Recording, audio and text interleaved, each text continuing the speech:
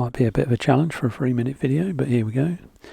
Dapol DMU Class 122, this one being 4D015010 in BR Blue. New to the market last year, in front of the new Bachmann DMU soon to be released. Box design and construction these days is outstanding. Compared to the Lima or Hornby boxes when I was a child, back then a box like this would have contained something from a jewellery shop.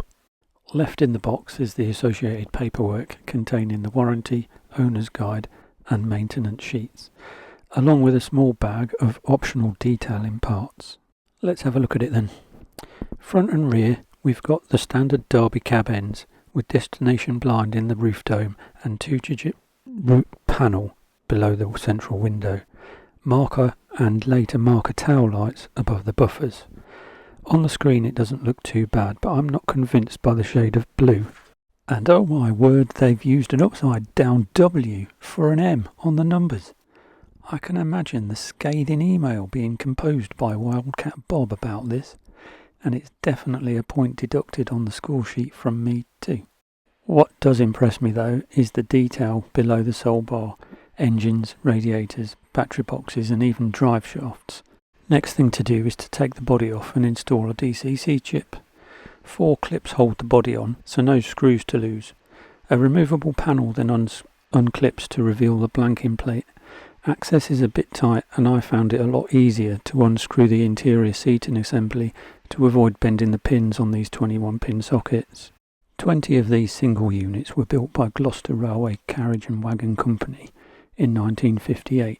Specifically to replace the Great Western Railway rail cars. Effectively, they were a Class 116 DMBS with a cab at both ends. Initially, like their pressed steel counterparts, the Class 121s, they were used on the Western Region branch lines. As these closed in the mid-60s, most were transferred to the Midland region for use in the Birmingham area. 3 were sent to Scotland and had their seats removed for parcels duties, being reclassified as Class 131 DM LV. Others found themselves in departmental use, like this conversion I did on a Lima 117 a few years ago.